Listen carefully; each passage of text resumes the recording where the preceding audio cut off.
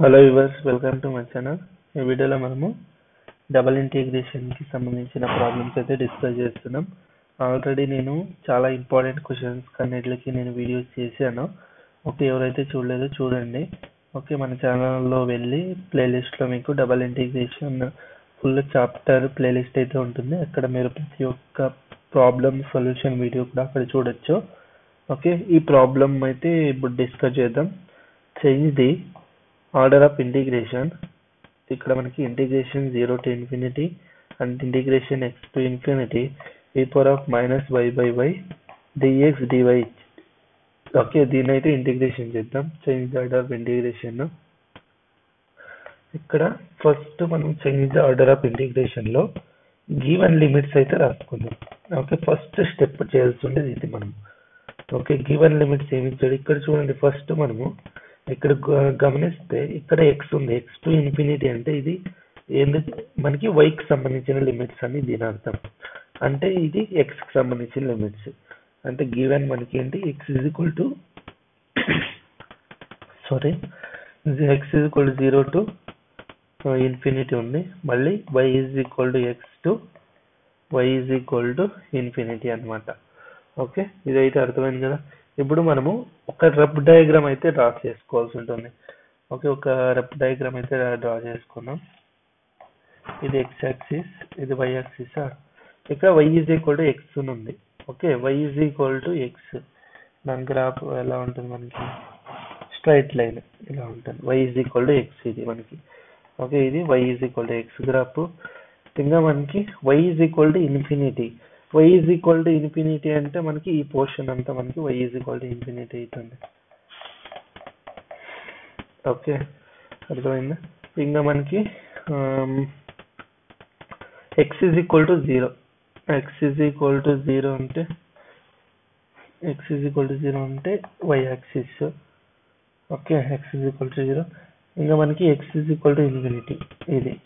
అంటే మనకి ఈ side x is equal to infinity అంటే ఈ సైడ్ వస్తుంది. అంటే ఈ సైడ్ తీసుకోవాల్సి వస్తుంది అంతా. ఇదంతా మనకి తీసుకుంటాం. ఓకే, ఇదంతా తీసుకుంటాం. Actually x is equal to infinity అంటే ఇలా ఉంటుంది. బట్ ఈ అన్నిట్లో కామన్ రీజన్ ఏది వస్తుంది మనకి, ఈ అన్నిట్లో కామన్ రీజన్ అయితే మనకి ఇది వస్తుంది. ఓకే, ఇది మనకి కామన్ రీజన్. అర్థమైందా, ఇది మనకి కామన్ రీజన్. ఈ సైడ్ ఇది మనకి కామన్ రీజన్ అవుతుంది. ఇక్కడ గమనిస్తే మనకి y is equal to x to y is equal to infinity అని ఉంది. అంటే మనకి ఇలా ఉంది లిమిట్స్ అనేది. అంటే మనకు లోవర్ లిమిట్ ఇది ఉంది చూడండి, y is equal to x. చూడండి, y is equal to x ఉందా. అండ్ అప్పర్ లిమిట్ అనేది ఇన్ఫినిటీ కంటే పోతుంది మనకి. దానికి upper limit y is equal to infinity. And x limits lower limit x equal to 0 to ఇంకా ఈ సైడ్ అంతా వస్తుంది కాబట్టి మనకి ఇదంతా x వస్తుంది కాబట్టి ఇన్ఫినిటీ కంటే ఇది అప్పర్ లిమిట్. ఇప్పుడు ఈ లిమిట్స్ ని చేంజ్ చేయాల్సి ఉంటుంది మనకి. ఓకే, అర్థమైందా. ఇప్పుడు న్యూ లిమిట్స్ రాసుకోండి మనము. న్యూ లిమిట్స్ ఏమవుతుంది మనకి, న్యూ లిమిట్స్ ఏమవుతుందంటే ఇప్పుడు y లో అంటే y స్టెప్స్ ఇలా తీసుకున్నాం కదా. ఇప్పుడు మనం ఇప్పుడు ఏం చేయాలంటే ఇలా తీసుకోవాల్సి ఉంటుంది. ఇలా తీసుకోవాల్సి ఉంటుంది.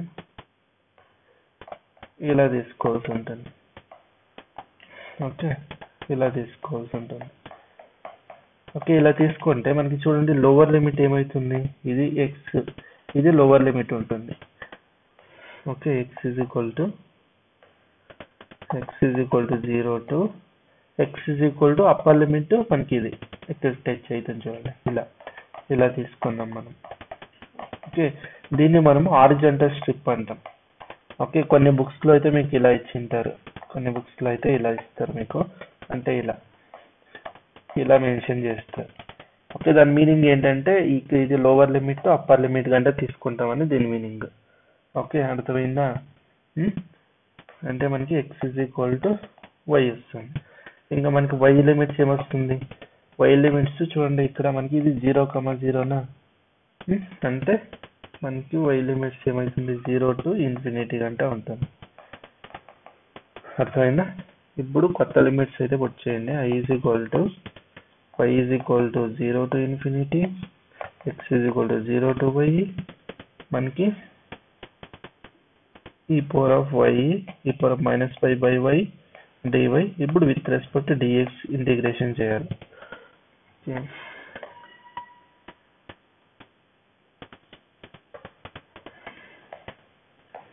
ఓకే ఇంటిగ్రేషన్ చేయండి with respect to dx first integration చేయండి. ఏమొస్తుంది మనకి e power of minus pi by y ఇది x ఇది 0 to y dy వస్తుంది. ఓకే ఇంటిగ్రేషన్ ఆఫ్ dx అంటే x limits 0y upper limit lower limit వచ్చేయండి.